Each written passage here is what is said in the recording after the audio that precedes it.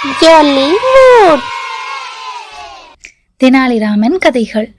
அரசவை விகடகவியாக்குதல்.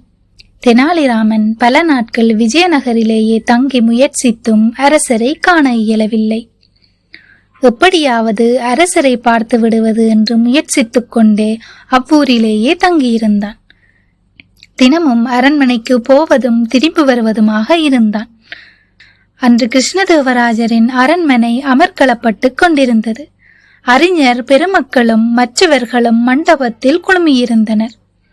தெனாலிராமனும் ஓர் ஆசனத்தில் அமர்ந்தான். மன்னர் கிருஷ்ணதேவராயர் வந்தவுடன் சபை கூடியது. வேட்டூரிலிருந்து வந்த தத்துவ ஞானியை விழாவை தொடங்கி வைத்து விவாத மன்றத்தை ஆரம்பிக்க சொன்னார். தத்துவ ஞானியும் ஏதேதோ சொன்னார்.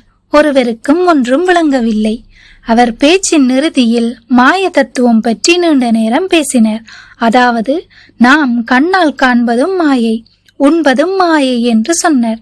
இதை கேட்ட அறிஞர்கள் முதல் அரசர் வரை எவருமே வாய் திறக்கவில்லை. ராஜகுரு மௌனமாகிவிட்டார். சுற்றும் முற்றும் பார்த்த தெனாலிராமன் எழுந்து நின்றான்.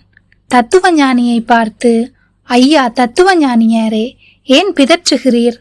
நாம் உண்பதற்கும் உண்பதாக நினைப்பதற்கும் வித்தியாசமே இல்லையா என கேட்டான். அதற்கு தத்துவ ஞானி வித்தியாசம் இல்லை என்றான். அதை சோதிக்க தெனாலிராமன் அரசரிடம் ஒரு விருந்துக்கு ஏற்பாடு செய்ய சொன்னார். விருந்தும் ஏற்பாடு ஆயிற்று. அனைவரும் பந்தியில் அமர்ந்து சாப்பிடத் தொடங்கினர். தத்துவ ஞானிக்கு உணவு பரிமாறியும் சாப்பிடக்கூடாது என கட்டளையிட்டு விட்டனர். அதனால் தத்துவ ஞானி தன் தவறை உணர்ந்தான்.